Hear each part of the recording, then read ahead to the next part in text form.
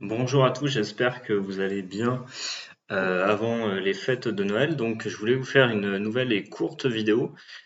Du coup, à propos d'un témoignage d'une personne que j'ai accompagnée pour la rédaction de documents d'entrée en école d'aide-soignant, donc CV, lettre de motivation, projet professionnel. Et c'est également une personne qui m'a pris un accompagnement à l'oral pour préparer l'oral et tout ça. Donc, on a fait une séance ensemble.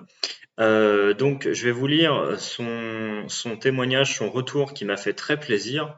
Alors, je vais prendre du coup, donc évidemment, ça restera anonyme. Alors on a donc Magali qui me dit bonjour Eric, je tenais à vous informer que je suis admise à l'école d'aide-soignante donc pour la rentrée de janvier 2023.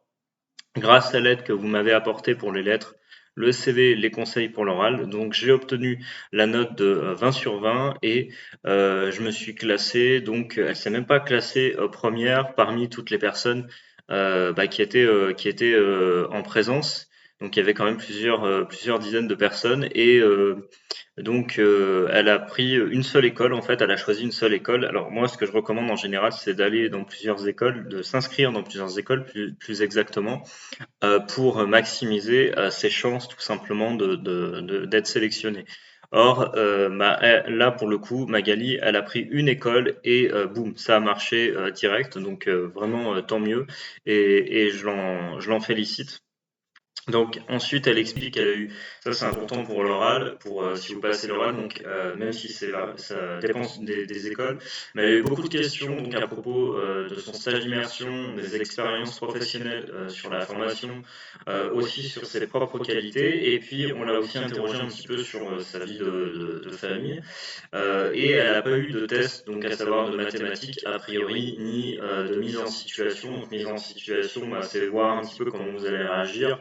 C'est un petit peu du bon sens. Voilà, typiquement, vous avez une personne qui tombe par terre quand vous êtes en stage. Qu'est-ce que vous faites? Est-ce que vous restez comme ça figé, paniqué, ou est-ce que vous avez quand même la capacité de réagir, que vous soyez formé comme soignant ou pas? Donc ça, ils vérifient ça un petit peu en amont.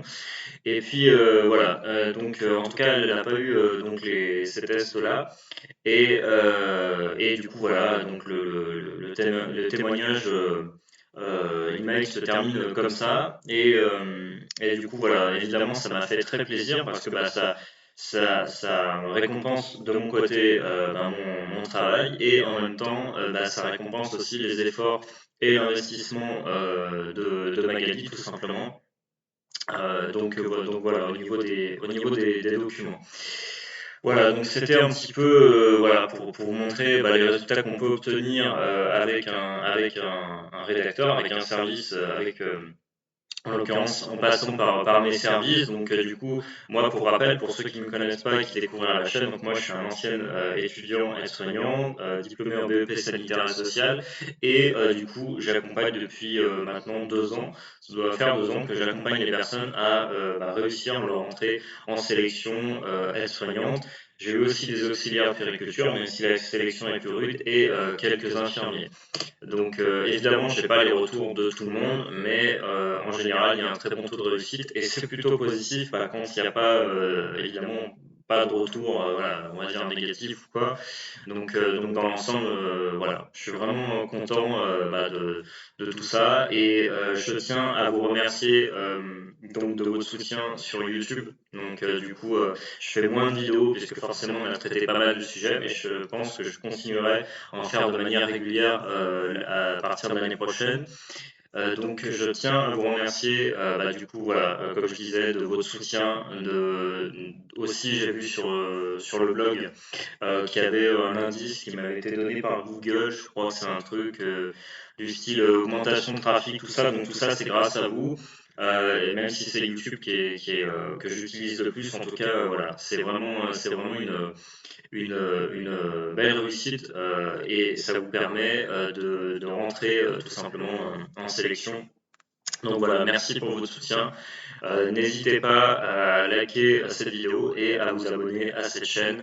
Encore une fois, on est de plus en plus nombreux. Moi, je fais pas la course aux abonnés, évidemment. C'est pas ça qui m'intéresse. ni aux vidéos. Mais en tout cas, voilà, je tiens à vous remercier sincèrement. Je vous souhaite de très belles fêtes de fin d'année, même si on vit des temps qui sont pas toujours simples.